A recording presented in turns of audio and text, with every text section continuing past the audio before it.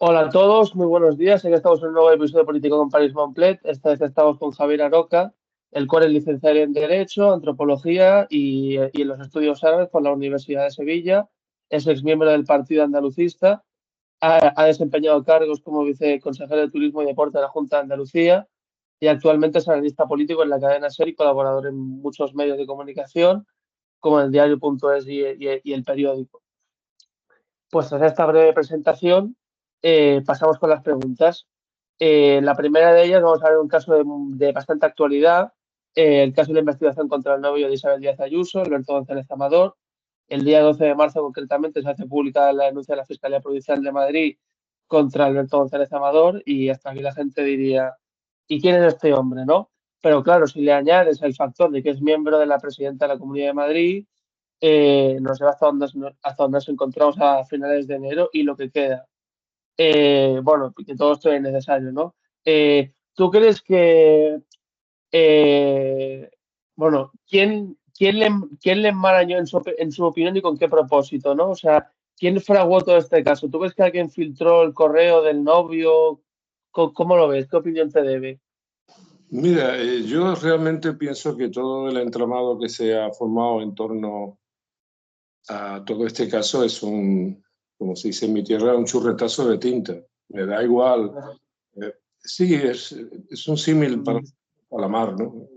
Yo creo que a estas alturas ya está así demostrado cuál fue el itinerario de todo ese trasiego en materia de filtraciones, que por otra parte, bueno, no son tan extraordinarias. Últimamente hemos tenido que ver con bochorno cómo se han filtrado los vídeos de la declaración de la señora Muriá y el Rejón, ¿no? No es nada nuevo y no es nada que no se pueda controlar, pero no se controla. Lo que pasa es que se maneja al arbitrio de a quién más conviene, y los jueces, que son en definitiva los responsables de sus propios juzgados, son los que primero incumplen con su obligación. Pero independientemente de esto, yo creo que aquí hay un caso gravísimo de corrupción en torno al poder radicado en la Puerta del Sol de Madrid y por muchos motivos. Todos hemos conocido no solamente este caso, sino otros anteriores que tienen que ver con la corrupción en materia de tráfico de productos cuando se produjo la epidemia de la COVID. Y bueno, en la medida que ahí reside el poder real de la derecha de España, que el poder real de la derecha de España no lo tiene Feijóo, ni muchísimo menos, lo tiene gente que no vemos, pero esa gente que no vemos tiene muchísimo interés en que el poder siga en Madrid en manos de la señora Díaz Ayuso. Y por tanto, todo esto es una maniobra de encubrimiento y de entretenimiento. Lo verdaderamente importante es que aquí se han cometido presuntamente casos gravísimos de corrupción con muchas ramificaciones y que nos tienen entretenidos, como digo, con este churretazo de tinta para que no nos enteremos verdaderamente de lo que está pasando. Desde el punto de vista de lo que le está ocurriendo al fiscal general del Estado, yo creo que es una auténtica ignominia que no se puede permitir un Estado democrático de derecho, pero bueno, a eso ya lamentablemente nos están acostumbrando. Bueno, has mencionado el caso del señor Errejón, que también está de mucha actualidad. Bueno, yo quería mencionar que se ha hecho muy polémica la declaración bueno, la manera de tratar con Elisa Mulía. Bueno, y que posteriormente unas 900 personas, creo recordar, que le han denunciado. ¿Tú realmente crees que ese juez como que se pasó de un poco de la raya con sus formas? Un poco no, se pasó muchísimo, ¿no? No hay ninguna regla que diga que un interrogatorio en fase de instrucción, hay que recordarlo. Una gente piensa que este señor está De juzgando acuerdo. al señor Orrejón, no es así, estamos en la fase de Sí, sí. instrucción. Lo que pasa es que los instructores tienen en España, en el sistema judicial español, un poder, inabarcable para el resto de los humanos. Por eso espero que pronto se reforme la ley de enjuiciamiento criminal para que la instrucción pase a los fiscales, como ocurre en otros lugares del derecho comparado. Pero yo creo que para una sociedad decente, el tipo de interrogatorio además publicado por parte de este juez es absolutamente una indecencia. Uy,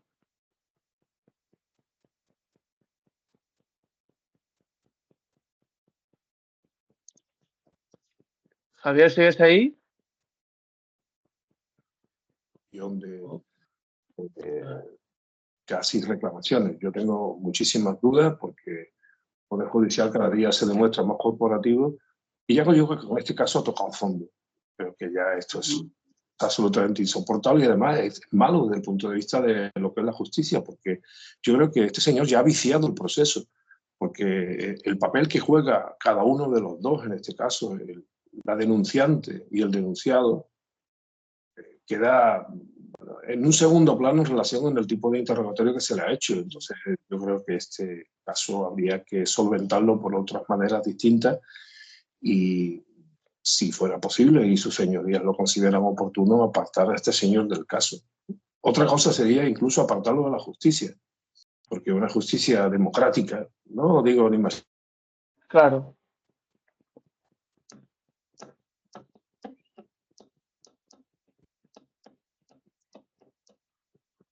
Vale, de acuerdo, pues pasamos a la siguiente pregunta.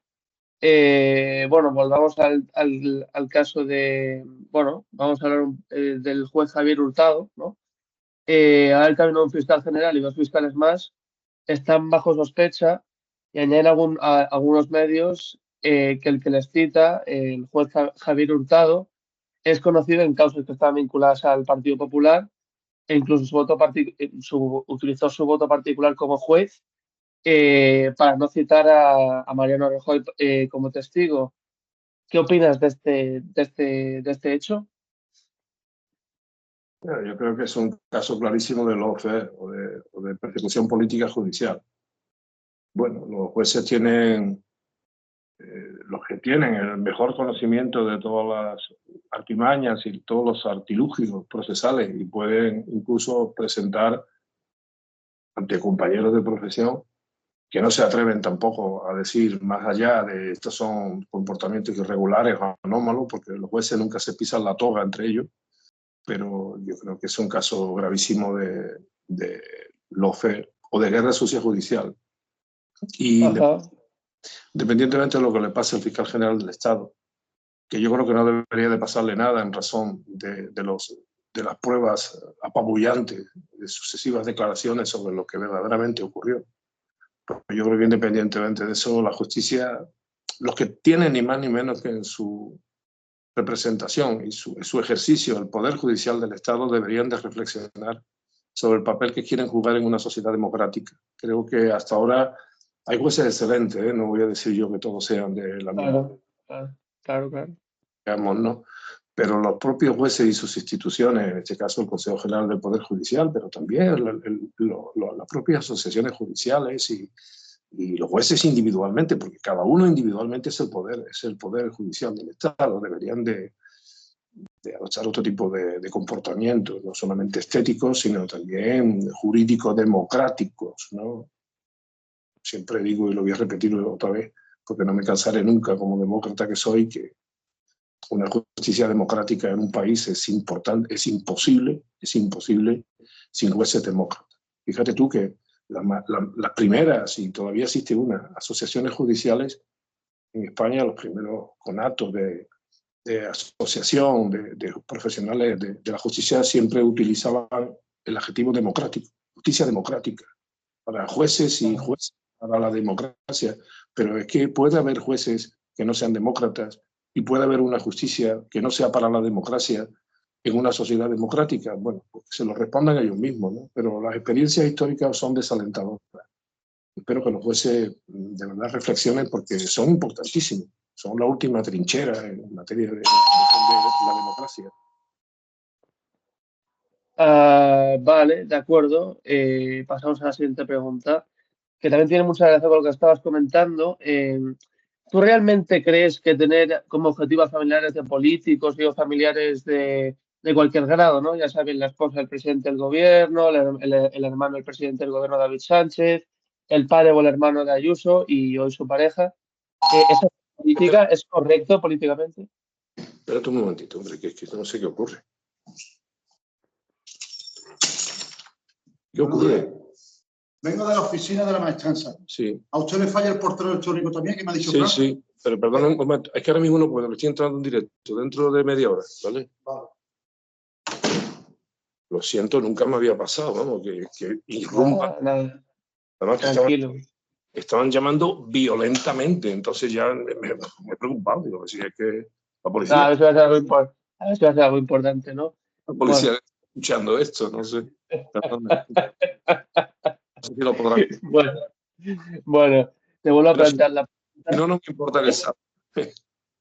Dígame. Bueno, te planteo de nuevo la pregunta. ¿Crees que tener como objetivo a familiares de políticos o familiares de cualquier grado, ya sea la esposa del presidente del gobierno, el hermano del presidente del gobierno, el padre o el hermano de Ayuso y hoy su pareja, es hacer política? ¿Es correcto políticamente? Vamos a ver, yo parto de una base. Todos somos iguales ante la ley y todos somos iguales ante el incumplimiento de la ley. Sean parientes de políticos, sea el rey o sean los parientes del rey. Todos, absolutamente, los ciudadanos y ciudadanas de una sociedad democrática somos responsables y tenemos que dar cuenta de nuestro propio comportamiento. Ahora bien, cuando se utiliza esos vericuetos de los familiares para hacer política, bien atacando o incluso bien defendiendo, porque si ¿a quién no le ha salido un niño tonto? O yo qué sé, o un hijo fascista. A lo mejor los fascistas se quejan de que le salga un hijo rojo, ¿no? Pero que bueno, la familia muchas veces ni siquiera depende de uno solo. O sea, ¿qué culpa tiene alguien de que un familiar le salga de una determinada manera? Bueno, eso.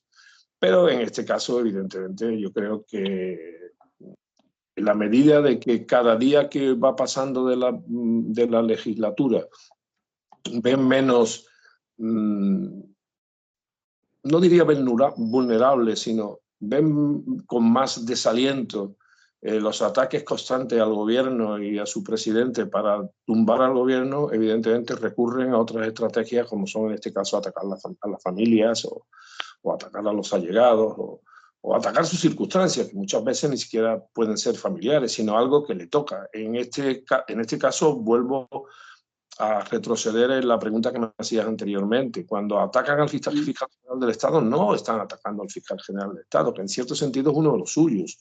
Es otro más que forma parte de todo el entramado que constituye en España actualmente el Poder Judicial, porque está incluido dentro del Poder Judicial el propio Ministerio Público, ¿no? Entonces, ¿por qué lo hacen? Pues lo hacen porque piensan que tumbando al fiscal general del Estado tumban también al gobierno y al presidente del gobierno, porque constitucionalmente, no porque se lo haya inventado el Partido Socialista, ni porque se lo haya inventado el presidente, el señor Sánchez, sino porque constitucionalmente el fiscal general del Estado se nombra por el Ejecutivo, ¿no? Entonces, una manera de ustedes que le hemos tumbado hasta el fiscal general del Estado. Miren ustedes que le hemos tumbado a su madre, a su padre, a su hermana, a su hermano y a su esposa. Entonces ya váyase usted, ¿no? No, esos no son los caminos democráticos. Los caminos democráticos están sometidos a unas reglas que hay que respetar y que consiste, entre otras cosas, en rendir cuenta, por supuesto, en presentar proyectos posibles también y también respetar los turnos. La derecha, sobre todo la derecha golpista, no tiene una de las virtudes que debe de tener todo demócrata, que es la paciencia. La paciencia consiste en que cada uno, cuando tiene el respaldo popular y respaldo parlamentario, tiene que gobernar el tiempo que le toca. Y después, pues le tocará a otro si es que el pueblo quiere. Y si mientras tanto ese mandato se quiere interrumpir, hay herramientas constitucionales, fundamentalmente la moción de censura. Si la moción de censura es el camino constitucional para tumbar un gobierno, ¿por qué no lo hacen? Porque ya se ha hecho en España y con éxito. Y por cierto, a pesar de ser constitucional, se pretendió y se sigue pretendiendo deslegitimar por parte de la derecha normal y la derecha golpista, que lamentablemente en nuestro país cada día es más abundante. Vale, de acuerdo. Pasamos a la siguiente pregunta, también vamos a seguir hablando del tema judicial. Las decisiones judiciales en este país se respetan siempre, eso sí, en el caso de que te favorezcan, si no se critican, ambos bandos lo hacen. ¿Esto no te parece como un patio de colegio, pero con mayores jugando con fuego? Estamos hablando evidentemente de los políticos. Mira, sí, podría considerarse así, pero yo no soy equidistante en este sentido. Por el final, independientemente de lo que está ocurriendo, por ejemplo, con esta aberración en la manera de utilizar la acusación popular, al final la última palabra la tienen los jueces. Si los jueces aceptan este juego, el problema son ellos. No es que haya un botarate que se dedique a hacer acusaciones con esto, con una máquina de esta reproductora, ¿no? Con fotocopias, ¿no? Y me salía la palabra vietnamita, ¿no? De los viejos tiempos de la lucha. Bueno, son los jueces. Es como cuando se presentan continuamente y ellos, algunos se quejan. Dígame usted, no me traiga usted más tonterías al juzgado. Hay un artículo que deberían de recordar todo el mundo y que yo estoy seguro que los jueces lo saben porque han hecho oposiciones, estudian y además luego han estado en la escuela judicial, que es el artículo 313 de la Ley de Enjuiciamiento Criminal. Ese artículo dice que los jueces pueden aceptar querellas por asuntos que no sean delitos. La pregunta sería por qué aceptan todo tipo de cuestiones, incluso cuando obviamente no son delitos. Bueno, la verdad es que la justicia está condenada últimamente por culpa de la utilización política que se está haciendo del poder que tienen los jueces. Y hay muchos jueces que se prestan. Y esa relación tóxica entre los jueces que se prestan y los que utilizan la justicia de manera torcida para entorpecer la vida democrática de un país es lo que nos está pudriendo y lo que está amenazando gravemente la vitalidad de la democracia. No solamente que tengamos una democracia de poca calidad, sino que tenemos una democracia en peligro. Bueno, hablar del tema de las acusaciones populares. Bueno, hace poco se ha presentado una ley el gobierno para limitar esas acusaciones populares y ha sido muy criticada. ¿Tú realmente crees que esa ley puede ayudar a aliviar esta situación de tanta fragilidad que vive la justicia ahora mismo y de que mucha gente la cuestione? Bueno, el legislativo puede legislar sobre la acción popular. La acción popular es verdad que está en la Constitución, pero se dice en el derecho que es una norma en blanco. Si se dice que tenemos derecho a la acusación popular, pero como también tenemos derecho a la institución del jurado, pero no se dice cómo. Por eso luego se legisló sobre el jurado y se puede legislar sobre la acción popular para limitar sus efectos negativos. Otra cosa es que se pretenda hacer, como decimos en mi tierra, en Andalucía, con una perdigonada. Pega un tiro y al final todos los pájaros. Miren ustedes, vamos a afinar un poco para eliminar del mundo judicial aquellos caminos que sean perjudiciales para la justicia y para la democracia. Pero en cualquier caso, yo también me gustaría referirme al camino que se ha transitado en este sentido, o que se va a transitar a partir de que se empiece a discutir sobre la propuesta. Yo creo que la gran oportunidad de regular las acciones populares hubiera sido en la prometedora, diría yo, reforma de la Ley de Enjuiciamiento Criminal, cuando se produzca, que ya tiene incluso el dictamen unánime y favorable del Consejo General del Poder Judicial. Yo creo que ese hubiera sido el camino. Evidentemente, porque evidentemente yo creo que también hay que cuidar un poco los caminos en los que se hacen las cosas, ¿no? Y tampoco nos podemos, yo creo que la posición popular en determinados aspectos ha servido, ¿no? Entonces, vamos a cuidar, a hacer todo lo posible, a afinar. Hay buenos juristas en este país, en el gobierno también, y en el Parlamento. Vamos a afinar para que dejemos lo bueno que puede suponer la acción popular para nuestra justicia y para nuestra democracia y vamos a eliminar entre todos lo malo, que por cierto, en su momento el propio Partido Popular se pronunció a favor de legislar sobre esta materia y ahora parece que por razones de oportunidad política dice lo contrario. Vale, de acuerdo. Pasamos a la siguiente pregunta. Y bueno, vamos a hablar otra vez del fiscal general del Estado. Y te quiero preguntar, ¿cómo crees realmente que acabará el fiscal general del Estado? ¿Dimitirá por todo lo que se le está investigando o se mantendrá en el cargo hasta cuando le toque? ¿Qué crees? Bueno, todavía no se ha abierto juicio oral, que es otra de las perversiones que hay en nuestro sistema, que cuando alguien está instruyendo, ya todo el mundo, incluido la prensa en muchos casos bastante ignorante o bastante tendenciosa, piensa que se está juzgando ya, como ha ocurrido también en el caso ahora que afecta al señor Rejón, ¿no? No se está juzgando, se está instruyendo. Eso es lo primero, vamos a esperar que termine la instrucción, a ver lo que dice este juez, bastante peculiar.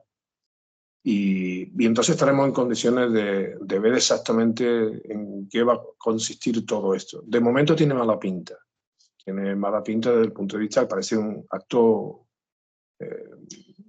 político, fundamentalmente de acoso al fiscal general. Yo, en mi caso, por lo que observo y por lo que veo y por lo que leo, Y por las declaraciones que han llegado a la opinión pública, me parece que no hay ningún motivo, ni siquiera para imputar al fiscal general del Estado.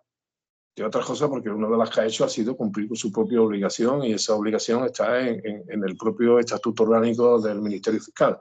Por tanto, yo creo que ha hecho bien en no dimitir, porque lo contrario hubiera sido abrir un camino peligrosísimo a que haya una invasión constante y cruzada de los distintos poderes del Estado. Yo creo que hay que respetar a cada poder del Estado, hay que respetar a cada institución del Estado. El Ministerio Fiscal tiene sus obligaciones.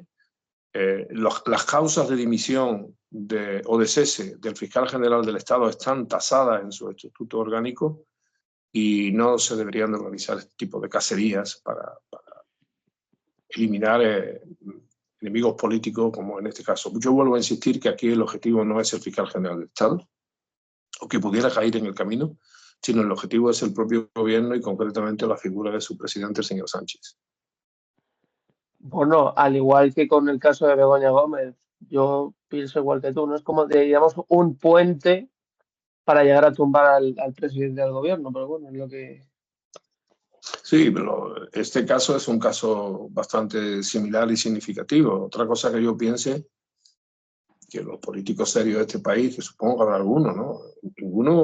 Algunos hasta lo son, que a veces parece que no lo demuestran. ¿Por qué no aprovechan y se sientan para regular una especie de estatuto, ¿no?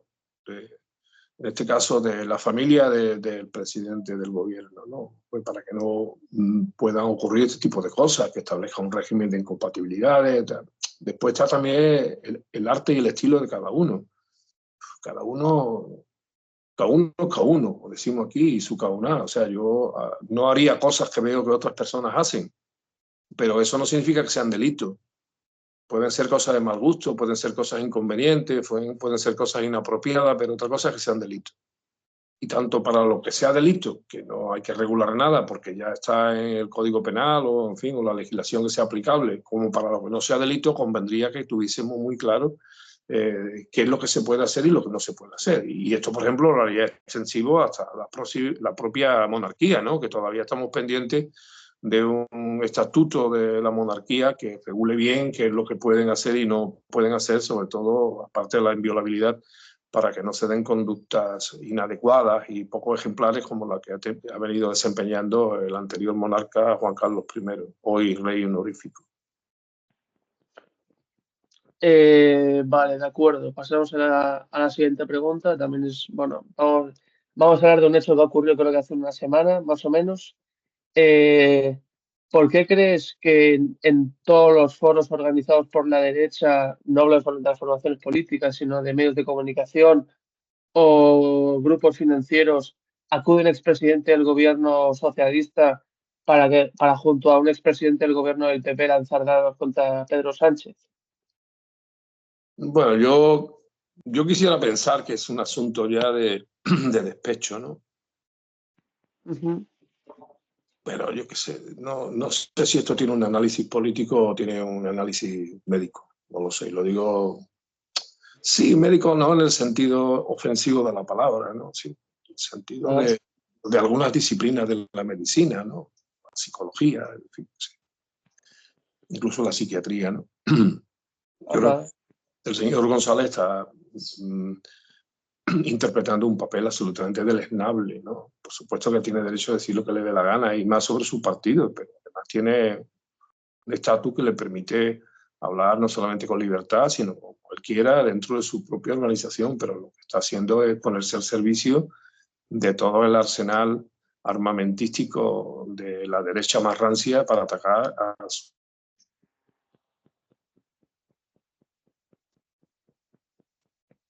Javier, ¿sigues ahí?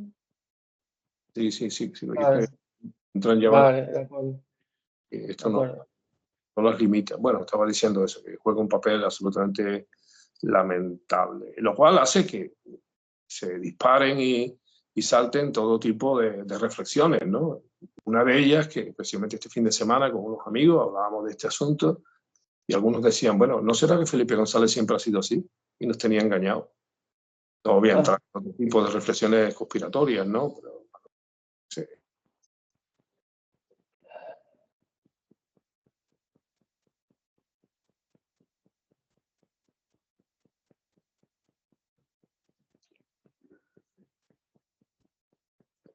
Javier.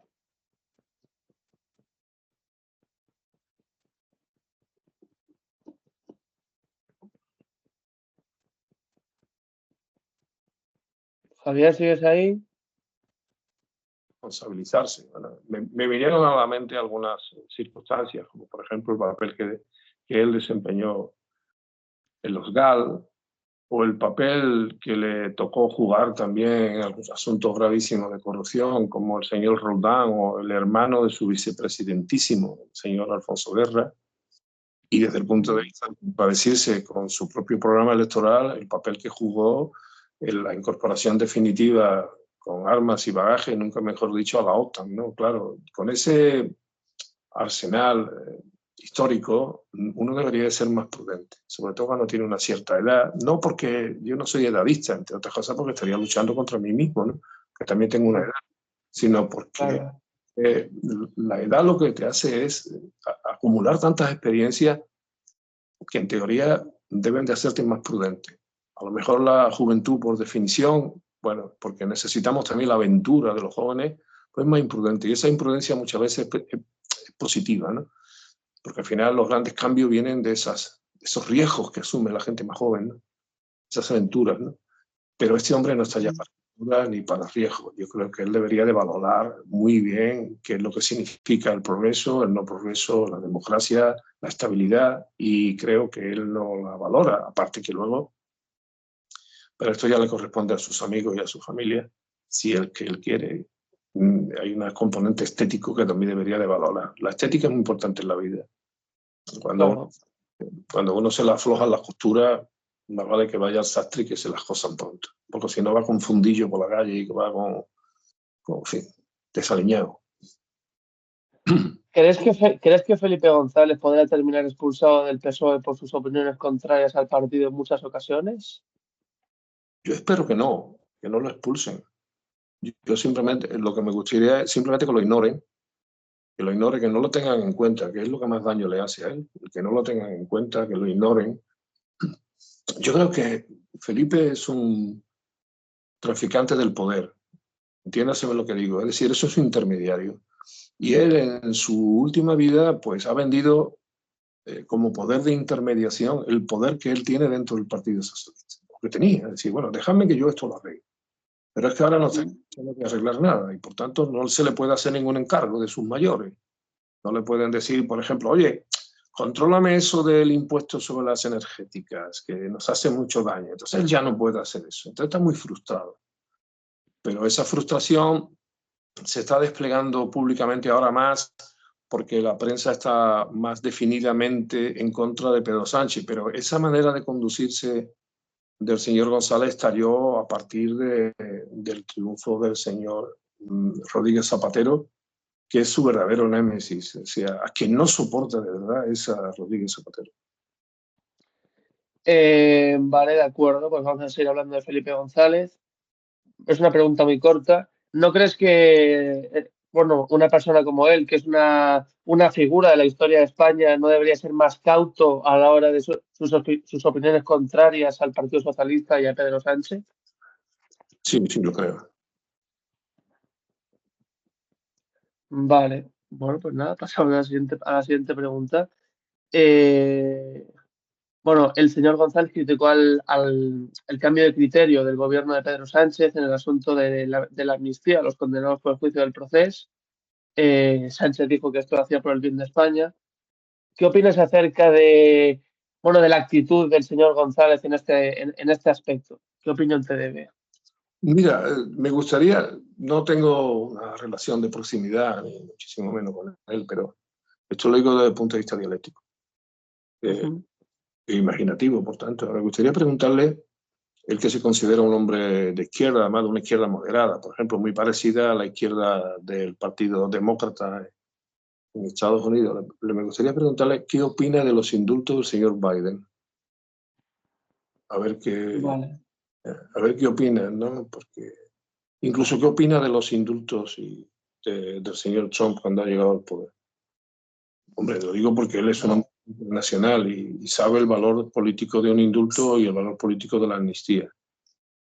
Yo creo que la amnistía ha ayudado a pacificar la relación política con Cataluña, ¿no? Lo que no significa, como algunos piensen, que el objetivo debe ser siempre aplastar, perdonadme la expresión, el sentimiento y la reivindicación independentista de Cataluña. En Cataluña siempre va a haber independentistas, lo ha habido siempre, incluso desde los tiempos del Reino de Aragón, ¿no? O sea que eso va a ser siempre una pulsión entre los que quieren ser independentistas y los que no lo son y se consideran pues, distintos, ¿no? Pero eso es la vida democrática. No hay otra manera de entender la vida.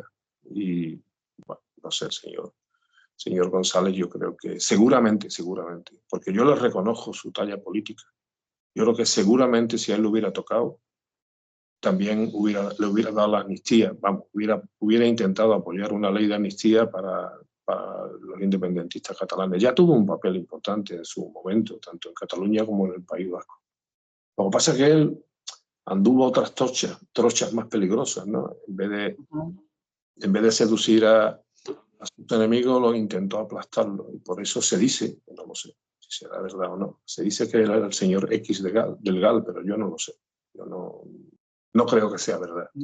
Porque él sí hubiera podido, hubiera intentado la paz en Euskadi y después incluso utilizar el alma democrática de la amnistía y del indulto, por cierto, establecido en España en todas las constituciones, y en 1870 la primera vez la ley de indultos, la ley que actualmente todavía está en vigor sobre los indultos. Yo creo que lo hubiera utilizado, lo que pasa es que no pudo. Y el que pudo y lo hizo.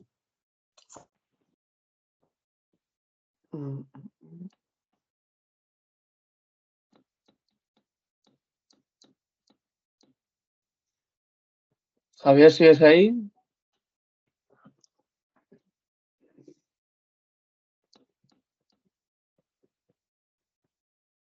Javier, ¿sigues ahí?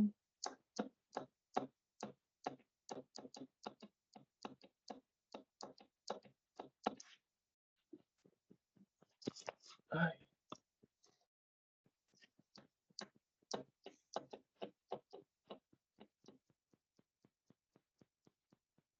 Vale. Bueno, has mencionado el tema de Estados Unidos. Vamos a dejar un momento el tema del señor González aparcado. Hace unos 4 días más o menos tomó posesión Donald Trump de nuevo, ¿no? Para otros 4 años al frente de la Casa Blanca. ¿Qué se puede esperar de este nuevo gobierno de Donald Trump, dado que él ha comentado lo de Groenlandia, lo de Canadá, lo de los aranceles hacia el comercio con España? ¿Qué opinión te debe? ¿Qué se puede esperar de esta nueva administración de Donald Trump? Bueno, de Trump podemos esperar cualquier cosa. Pero los principales damnificados serán los norteamericanos, los estadounidenses, ¿no? Yo lo que espero es que el resto del mundo, a los que Trump nos cosifica, nos considera simplemente cosas, pues reaccionemos, ¿no? Y en el caso de Europa, que es el que más me preocupa, yo espero que esta gran oportunidad se utilice para fortalecer políticamente la Unión Europea y que seamos un jugador importantísimo en un nuevo orden mundial en donde los bloques van a funcionar de manera trascendente, ¿no? Que ir de la mano, como ya he visto algunos dirigentes de la derecha de Trump en este nuevo diseño que tiene el mundo, es peligroso para la democracia. Creo que Europa debería intentar caminar de alguna manera con voz propia, fuerza propia, incluido en lo militar. Porque fíjate una de las ha hablado de Groenlandia. Yo creo que no llegará el agua a la sangre del río en este tema. Espero que de Trump lo más importante de Trump es que es inesperable, ¿no? Pero, y además fanfarrón, porque fíjate que dijo que en 2 días acabaría con la guerra de Ucrania y con la guerra de Gaza la realidad se impone y ya veremos que eso no va a ser posible tal como él lo decía. Pero bueno, me voy al caso que parece cómico, pero que no lo es, de la apropiación, de la anexión de Groenlandia, un territorio o nación constituyente del Reino de Dinamarca, por tanto un socio de la Unión Europea y uno de los socios fundadores de la OTAN, ¿no? Incluso llegando a amenazar con la utilización de la fuerza. O sea, ¿qué significa esto? significa que todos los que bien intencionados miembros de la OTAN, entre otros el Reino de España, van a presenciar como un país de la OTAN, el más importante, ataca a otro país de la OTAN. Y cuando eso ocurra, ¿qué va a pasar? ¿Cuánto va a durar la OTAN? ¿Podemos confiar en la OTAN si la OTAN no dice una palabra sobre la amenaza de Estados Unidos militar contra otro miembro aliado y en este caso socio de todos los países de la OTAN que pertenecen a la Unión Europea, que no son todos, son solo 23? Bueno, es una reflexión, ¿no? Es una reflexión. Y la otra reflexión que yo hago es, en ese intento que él dice de acabar con toda la guerra, Trump se va a enfrentar a la industria armamentística norteamericana o estadounidense. Parece que de momento opta por la gran industria de la inteligencia artificial y este tipo de cosas. ¿Pero va a dejar abandonada a la industria militar? Yo creo que no. Yo creo que no. Estados Unidos necesita su guerra, lamentablemente.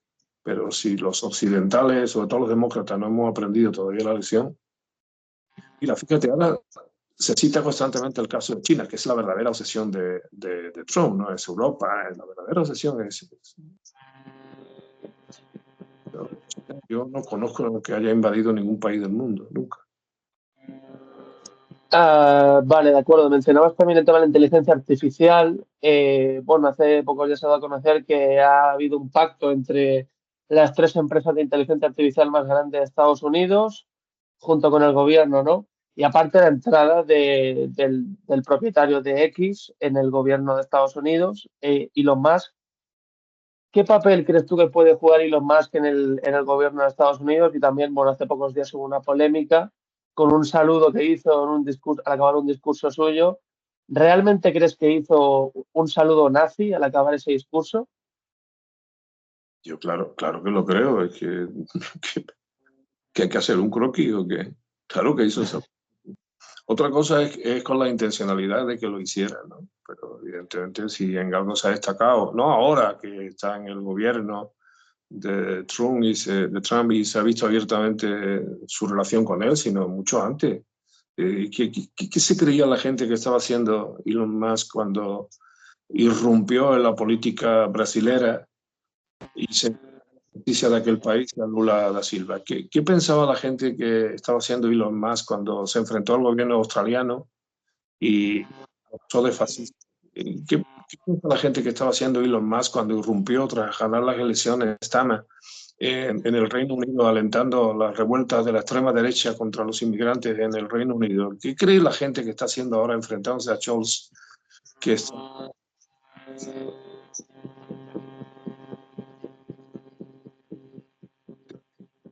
de la Unión Europea a distorsionar el relevo, si es que hay un relevo político? No le ha salido nada, a diferencia, ya que se de España,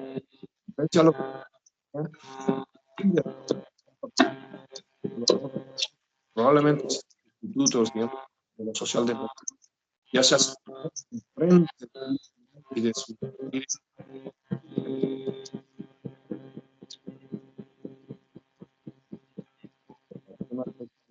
alemán. Vale, de acuerdo. Pues pasamos a la siguiente pregunta.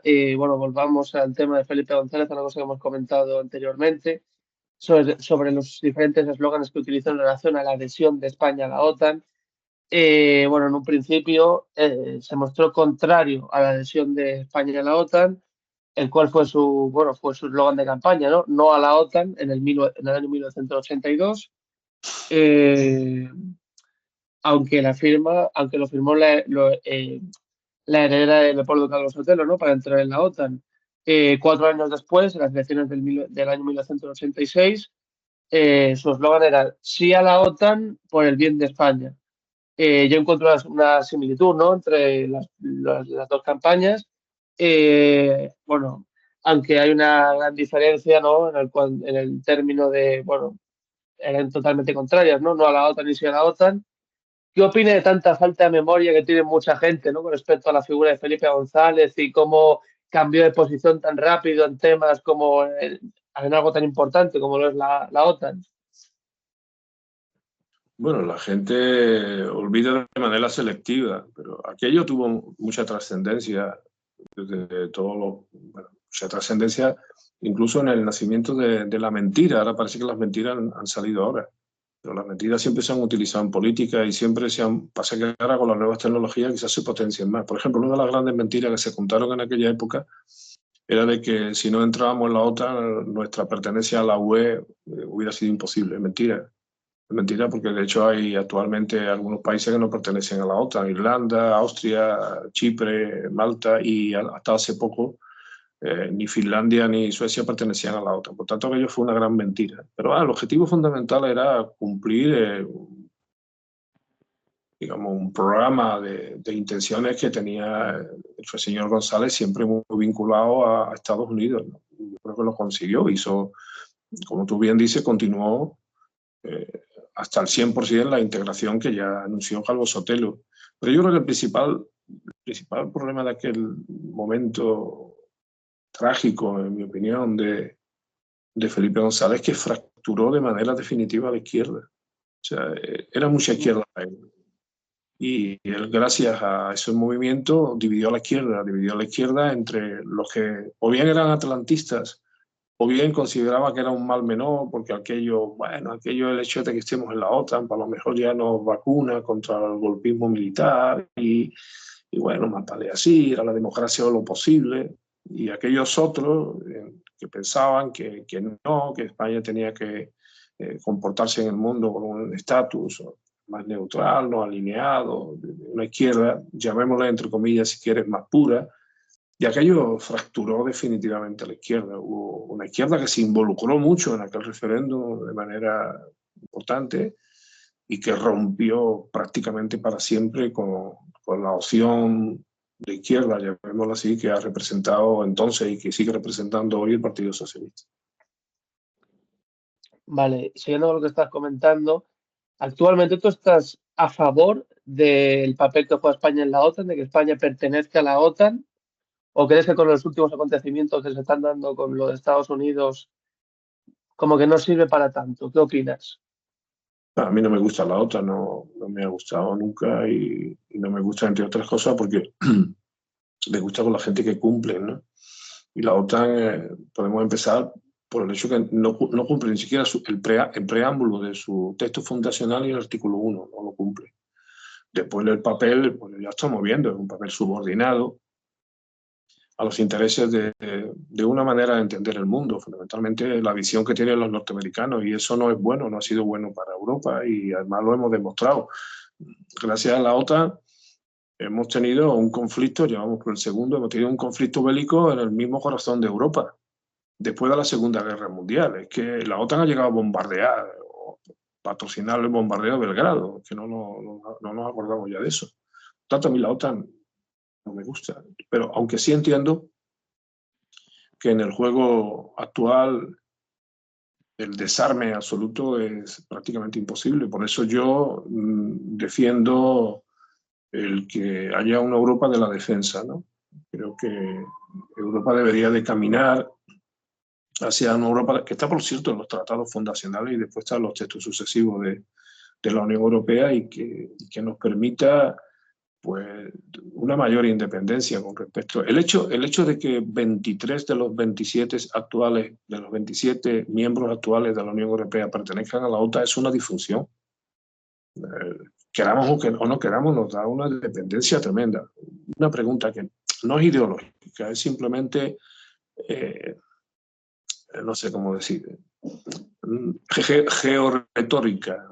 Retórica. Pero tú no, es decir, ¿cuántas bases militares o instalaciones militares tiene Rusia en Europa? Ninguna. No tiene ninguna base. En el Mediterráneo tiene dos, que están en Tengerengue. Una naval, que está en Tartus, y otra aérea, que está un poquito más al norte, cerca del ataque.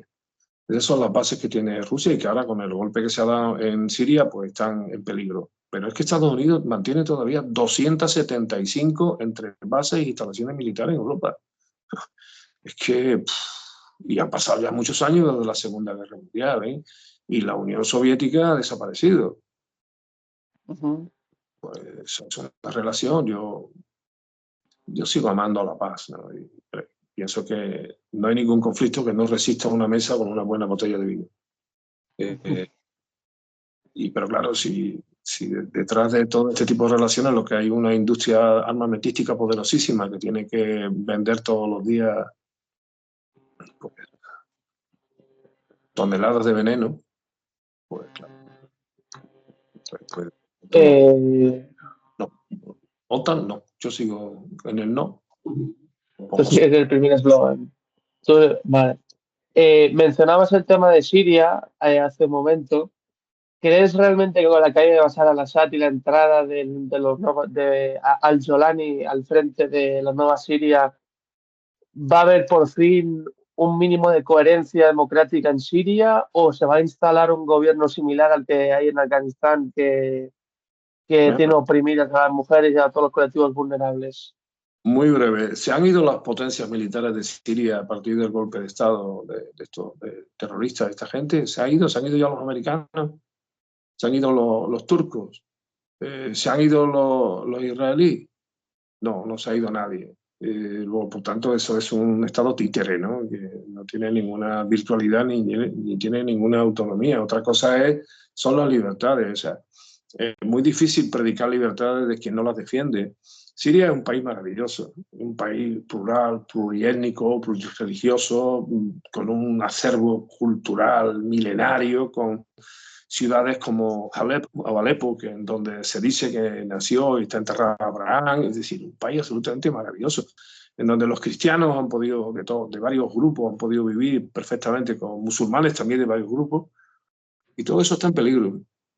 Lleva en peligro mucho tiempo, pero la solución a que se vaya Bashir al-Assad no la veo, no la veo.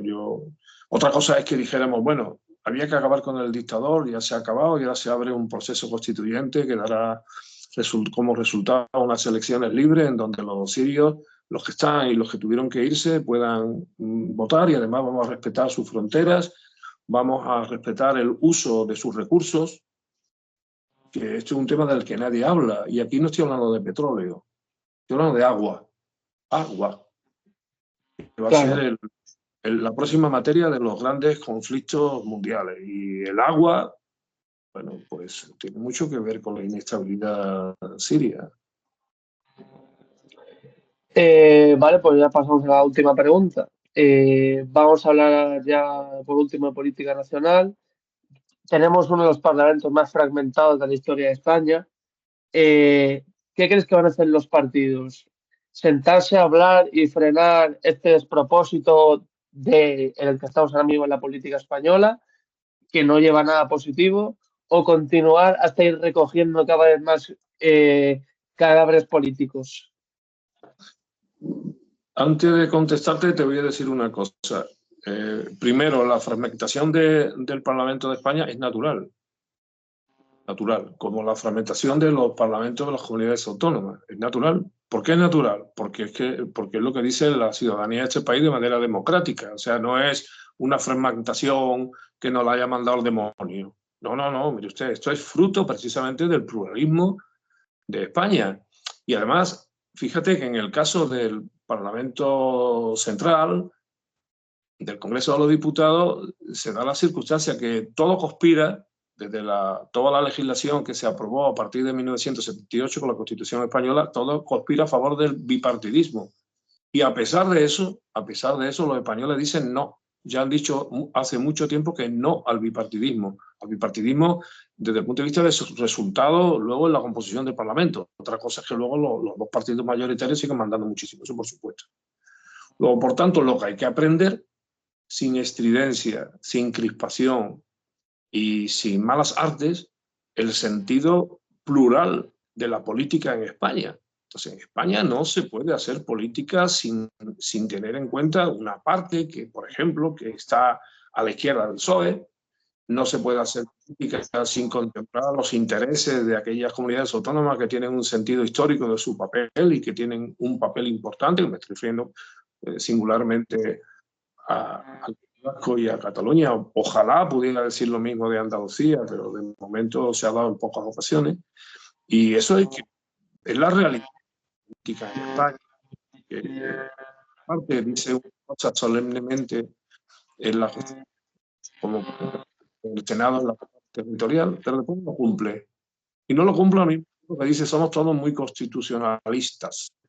A ver, son constitucionalistas de la Constitución. Por lo tanto, yo creo que menos crisis, menos alarma, menos crispación y más aceptación del gobierno de España. Vale, de acuerdo, pues bueno, cierro ya la entrevista y ya ahora te comentaré el día que se publica para que organicemos cómo lo vamos a difundir y tal. Bueno, espero que os haya gustado la entrevista. A ti, Javier, que has sido el protagonista de hoy. Antes estas cosas me interesaban porque se lo decía a mi madre, que era la que me veía así. Como mi madre ya me dejó abandonado, pues ya me da igual, por cuando tú quieras. Oh, Bueno. bueno. Es broma, hombre, es broma. Bueno, pues nada, espero que os haya gustado la entrevista. A ti, Javier, que has sido el protagonista de este capítulo y a la audiencia sobre todo. Y el martes, pues volvemos con Jesús Cintora como invitado de honor. Vale, pues adiós.